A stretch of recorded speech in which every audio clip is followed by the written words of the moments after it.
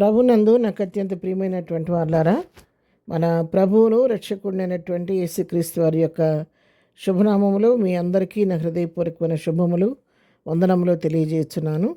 ఉదయకాల సమయంలో దేవుని వాక్యాన్ని ధ్యానం చేసుకుందాము. ఈరోజు వాక్య ధ్యానము కొరకు మనం తీసుకున్నటువంటి లేఖన భాగము యోహాను సువార్త 8వ అధ్యాయం 36వ వచనం చదువుకుందాం.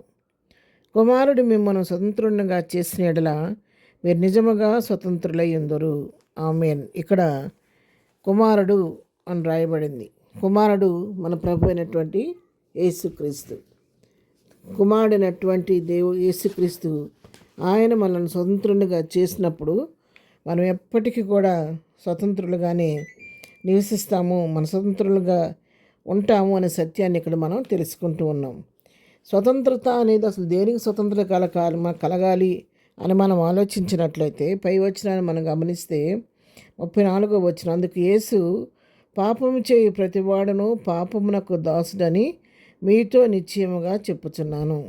ఎవరైతే పాపం చేస్తూ ఉంటారో, పాపం చేసేవాళ్ళు, అతిక్రమాల్లో అవిధేయతో జీవించేవారు పాపానికి వాళ్ళు దాసులైపోయి ఉన్నారు. మనం అందరం కూడా మరి పాపులమే కాబట్టి ఏ భేదమును లేదు, అందరూ పాపం చేసి దేవుడు అనుగ్రహించి మహిమను పొందలేకపోతున్నారని చెప్పని వాక్యం సెలవిచ్చినట్లుగా వాళ్ళందరం కూడా పాపులం కాబట్టి మనము పాపానికి దాసులుగా బంధించబడి ఉన్నాం. కాబట్టి ఈ దాసత్వం నుంచి మనం విడిపించాలి అంటే దాని నుంచి మనం స్వతంత్రులుగా చేసేవాళ్ళు ఒకరు కావాలి, విముక్తి కలిగించేవాళ్ళు మనకు కావాలి. ఆ విముక్తి ఎవరు కలిగించారంటే ఆ విధంగా పాపమునకు దాసులైపోయినటువంటి బంధకాల్లో చిక్కుకుపోయినటువంటి మనలను స్వతంత్రులుగా చేయాలంటే కుమారుడైనటువంటి క్రీస్తు మాత్రమే మన స్వతంత్రులుగా చేయగలడు. అందుకే ఇక వాక్యం సెలవిస్తుంది, కుమారుడు గనక మనం స్వతంత్రులుగా చేసిన యెడల మీరు నిజముగా స్వతంత్రులై ఉందురు. కుమారుడైన క్రీస్తు మనం స్వతంత్రులుగా చేస్తే మనం నిజముగా విడుదల పొందిన వారిగా, స్వేచ్ఛ స్వాతంత్రాలు పొందిన వారిగా, పాపమునకు మన మీద అధికారం లేకుండా సంపూర్ణటువంటి స్వేచ్ఛను స్వాతంత్రాన్ని అనుభవించేవారుగా మనము ఉంటాము. రోమీయులకు రాసిన పత్రిక 5వ అధ్యాయం కూడా మనం గమనించినట్లయితే 6వ వచనం నుంచి చదువుతున్నాను. ఏలయనగా మనం ఇంకా బలహీనులమై ఉండగా క్రీస్తు యుక్తకాలమున భక్తిహీనుల కొరకు చనిపోయాను.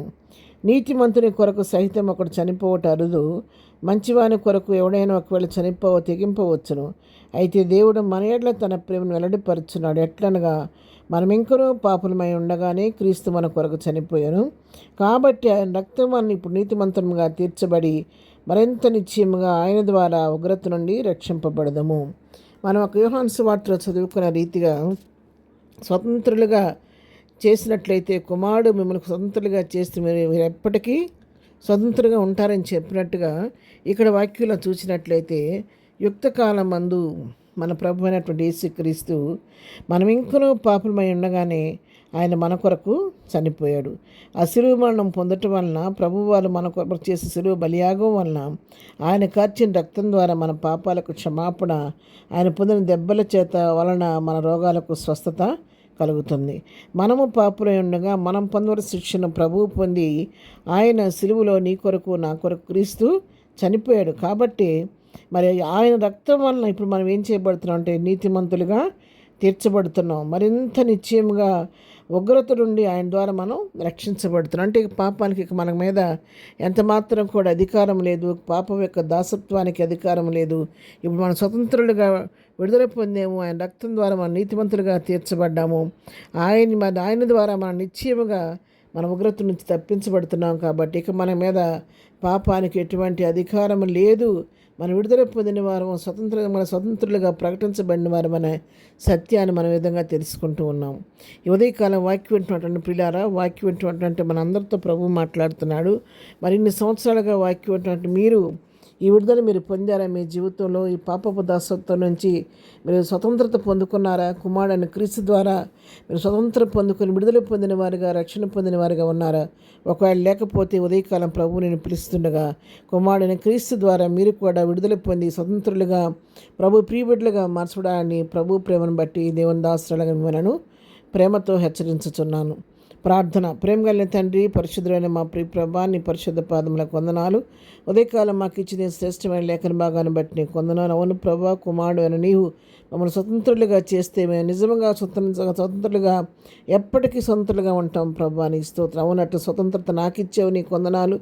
అనేక మందికి ఇచ్చావు, నీ ఇస్తుంది. ఇంకా ఎవరైతే ఇక విడుదలను పొందలేదో వారికి కూడా స్వతంత్రం అనుగ్రహించి వారికి కూడా విడుదల పొందిన వారిగా స్వేచ్ఛ స్వాతంత్ర్యాలతో స్తుతించే భాగ్యం దయచేయి. దినం మేము చేయి పని పాటలు రాకపోకల్లో తోడుగొనండి. ఇద్దరం బర్త్డే మేనేజ్ చేసిన దీవించి ఆశీర్దించమని ప్రతి వారి పట్ల కృపిస్తరింపచేయమని యేసునామములో ప్రార్థించి అడిగి పొందుకొని ఉన్నాము తండ్రి. ఆమెన్. ప్రభు కృప సదాకాలం మనందరికీ తోడే నడిపించునుగాక. ఆమెన్.